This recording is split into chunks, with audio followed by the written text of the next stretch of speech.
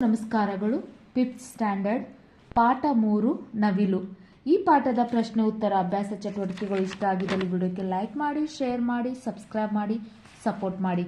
ಪದಗಳ ಅರ್ಥ: ಅಲೆ, ತೆರೆ, ಕತ್ತು, ಕೊರಳು, ಕೊಂಕ, ಡೊಂಕು, ಛಾಯೆ, ನೆರಳು, ತುರಾಯಿ, ಹಕ್ಕಿಗಳ ಜುಟ್ಟು, ನಯನ, ಕಣ್ಣು, ಅಕ್ಷಿ, ನೇತ್ರ, ಆವಸ, ನೆಲೆ, ಮನೆ, ಕಮಾನು, ಅರ್ಧಚಂದ್ರಾಕೃತಿಯ ರಚನೆ, ಚಮಕಿಸು, ಹೊಳಪು, ಜಿನುಗು, ತೊಟ್ಟಿಕ್ಕು, ನರ್ತನ, ಕುಣಿತ, ಬಾಧೆ, ತೊಂದರೆ, ನೋವು, ಅಡ್ಡಿ, ಮನೋಹರ, ಸುಂದರ, ಮುರಳಿ, ಕೊಳಲು, ರಾಷ್ಟ್ರಪಕ್ಷಿ, ರಾಷ್ಟ್ರ ಗೌರವಕ್ಕೆ ಪಾತ್ರವಾದ ಪಕ್ಷಿ, ವರ್ಣ, ಬಣ್ಣ, ಸಿಪಾಯಿ, ಸೈನಿಕ, ಯೋಧ, ಹಿಂಡು, ಗುಂಪು, ಮುರಳಿ, ಮೋಹನ, ಕೃಷ್ಣ, ಮೋಹನ, ಆಕರ್ಷಣೆ, ಸೆಳೆತ, ಲಾವಣ್ಯ, ಸೊಗಸು, ವಯ್ಯಾರ, ಶಿಖಿ, ನವಿಲಿನ ತಲೆ ಮೇಲಿನ ಜುಟ್ಟು, ಸಹಸ್ರಾಕ್ಷ, ಸಾವಿರ, ಕಣ್ಣು, ಹುಲ್ಲುಗಾವಲು, ಹುಲ್ಲಿನ ಮೈದಾನ.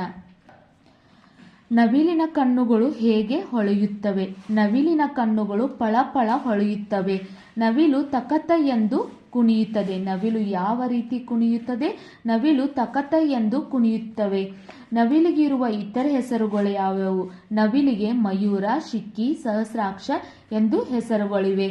ನವಿಲಿಗೆ ಭಾರತದಲ್ಲಿ ಯಾವ ಗೌರವ ಲಭಿಸಿದೆ?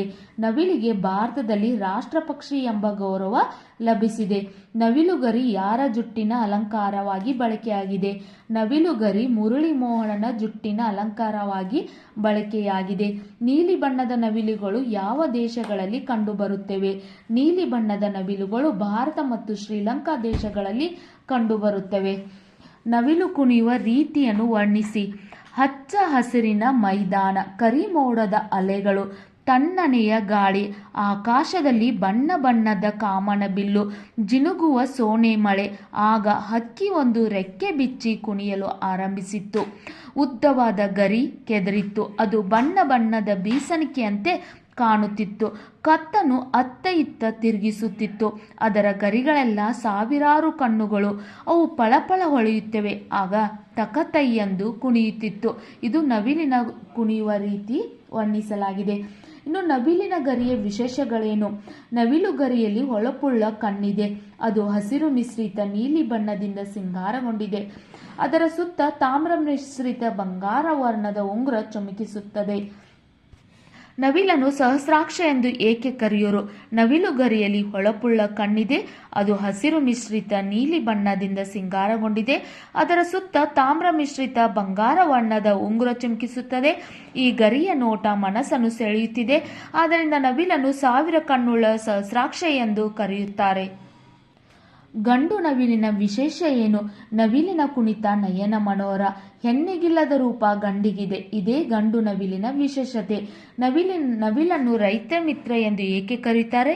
ಬೆಳೆದ ಫಸಲಿಗೆ ಕೀಟಬಾಧೆ ತಗುಲದಂತೆ ಬೆಳೆಗಳ ರಕ್ಷಣೆ ಮಾಡುತ್ತದೆ. ಕೀಟಗಳನ್ನು ತಿನ್ನುತ್ತದೆ. ಅದಕ್ಕೆ ನವಿಲನ್ನು ರೈತ ಮಿತ್ರ ಎಂದು ಕರೆಯುತ್ತಾರೆ. ಅ ಪಟ್ಟಿಗೆ ಪ ಪಟ್ಟಿಯನ್ನು ಹೊಂದಿಸಿ ಬರೆಯಿರಿ. ರೈತ ಮಿತ್ರ ನವಿಲು, ತುರಾಯಿ ಜುಟ್ಟು, ಮನೋಹರ, ಸುಂದರ, ಆಕಾಶ, ಕಾಮನಬಿಲ್ಲು, ಚಮಕಿಸು, ಹೊಳಪು. ಇನ್ನು ಬಿಟ್ಟ ಸ್ಥಳಗಳಲ್ಲಿ ನೀಡಿರುವ 4 ಆಯ್ಕೆಗಳಲ್ಲಿ ಸರಿಯಾದುದನ್ನು ಆರಿಸಿ ಬರೆಯಿರಿ.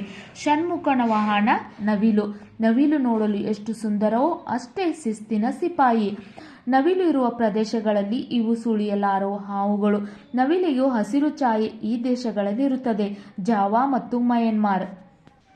ಇನ್ನು ಈ ಪದಗಳನ್ನು ಸ್ವಂತ ವಾಕ್ಯಗಳಲ್ಲಿ ಉಪಯೋಗಿಸಿ ಬರೆಯಿರಿ. ಹಚ್ಚ ಹಸಿರು, ಮಳೆಗಾಲದಲ್ಲಿ ಭೂಮಿ ಹಚ್ಚು ಹಸಿರು ಕಾಣಿಸುತ್ತದೆ. ಅಪರಾಧ, ನಾವು ಯಾವುದೇ ಅಪರಾಧ ಮಾಡಬಾರದು. ಸುಂದರ, ನವಿಲು ಬಹಳ ಸುಂದರವಾದ ಪಕ್ಷಿ. ಸಂಕೇತ, ಹೂವು ಸೌಂದರ್ಯದ ಸಂಕೇತ.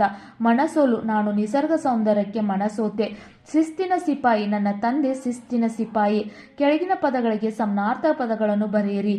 ನಯನ, ಕಣ್ಣು, ನೇತ್ರ. ನವಿಲು, ಮಯೂರ, ಶಿಖಿ. ಲಾವಣ್ಯ, ಸೊಗಸು, ವಯ್ಯಾರ. ರೆಕ್ಕೆ, ಪುಕ್ಕ, ಗರಿ.